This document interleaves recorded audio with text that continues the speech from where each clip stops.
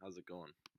For my research, I'd set out to answer the question of has the media produced by video game content and the ideological ethos inherent to it caused for the disenfranchisement of women in the video game culture? The research methods which I'd employed have been both qualitative and quantitative to gain a more nuanced understanding of the topic being researched. It had been important to include both data in the form of statistical inferences with precise measurements of reality and empirical evidence, as well as a perspective of the historic and material conditions present within the overall culture of video games. Research, which had been compiled from previous studies on the culture and history of video games, as well as studies of its content, had provided insight and understanding to the question at hand. The results of my research have been largely supportive of the idea that indeed women have been disenfranchised by the media of video games. One explanation for these findings is the institutionalized sexism which had been around since the beginning of the video game industry.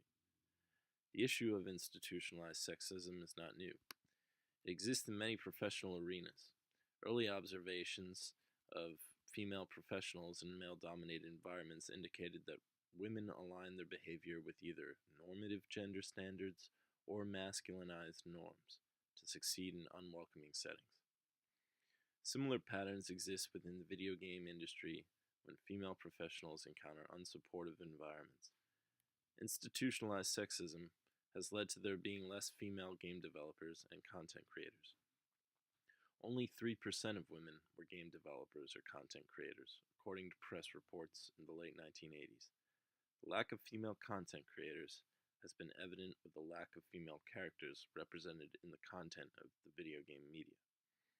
Another example of the disenfranchisement of women in the video game media had presented itself in findings which had been discovered by multiple universities, including Ohio State University, after a study of the effects that violent sexist games leave on the levels of empathy for female violence victims.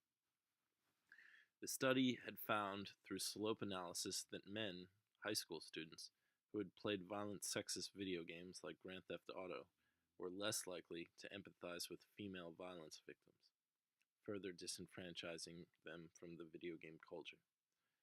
Further evidence which proves for the disenfranchisement of women had presented itself with the relatively recent Gamergate scandal, which had been a social media fiasco where men had harassed women gamers and game developers on the internet and discussion forums.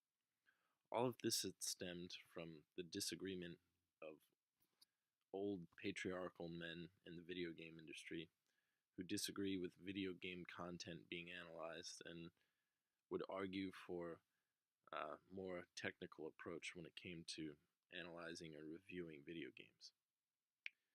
In the discussion forum of my research, I went over that as video games are progressing into more complex forms of media, which have plot structures and devices which echo ideological beliefs, ignoring the content would only serve to perpetuate ignorance. Helen Lewis, a journalist, equates analyzing video game technicality alone to reading Ulysses for the font in the proper page order. There is much which would be missed if the media content of video games were overlooked.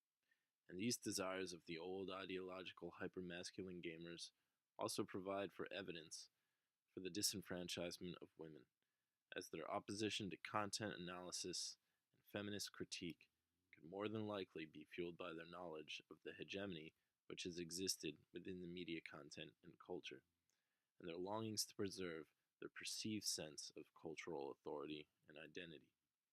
The research and academic evidence provided support the idea that women have been indeed disenfranchised by cultural hegemony of males in video games.